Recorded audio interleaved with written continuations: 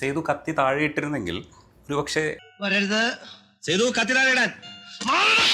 ഇനി ആരെങ്കിലും ഉണ്ടോടാന്ന് ചോദിക്കുന്നിടത്തോട്ട് അയാൾ കയ്യിൽ നിന്ന് പോയി.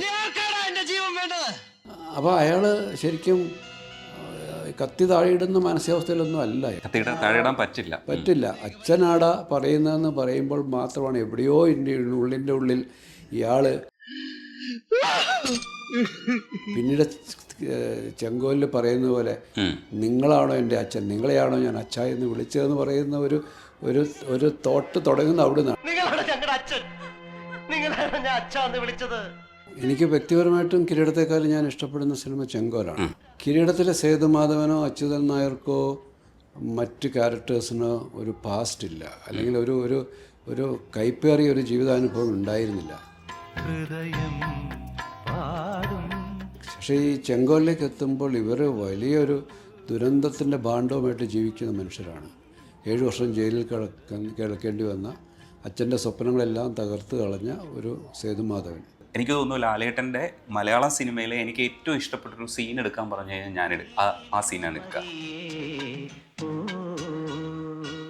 ഇയാൾക്കൊരു മുറിയിൽ കയറി വന്നാൽ എവിടെ ഇരിക്കണമെന്ന് പോലും കൺഫ്യൂഷനാണ്. അതിന് ഉദാഹരണം പറഞ്ഞത്, അതിനു മുമ്പ് ഞങ്ങൾ രണ്ടും കൂടെ ചെയ്തൊരു സിനിമയുടെ നിർമ്മാതാവുണ്ട്. അദ്ദേഹം ഇതുപോലെയാണ്, പ്രണയവർണ്ണങ്ങൾ ചെയ്യുമ്പോൾ ഉണ്ടായ ഒരു മ്യൂസിക്കൽ 5 പാട്ടുകളും വിദ്യാസാഗർ തന്നെ ചെയ്ത 5 പാട്ടുകളും ഒരേപോലെ ഹിറ്റാകുന്നു.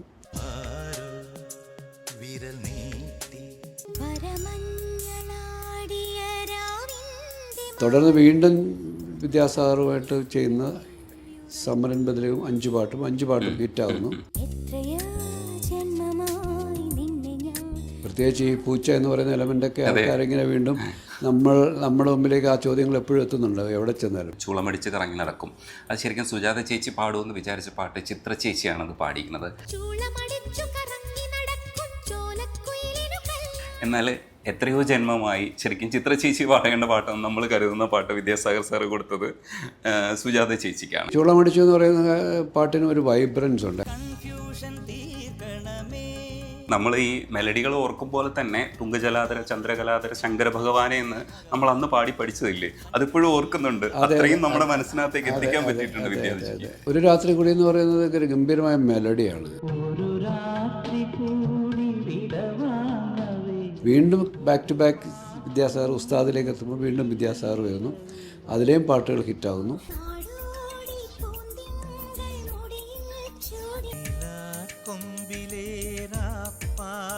അതിനുശേഷം വീണ്ടും ദേവദൂതനിലേക്ക് അതിലെയും പാട്ടുകൾ ഹിറ്റാകും.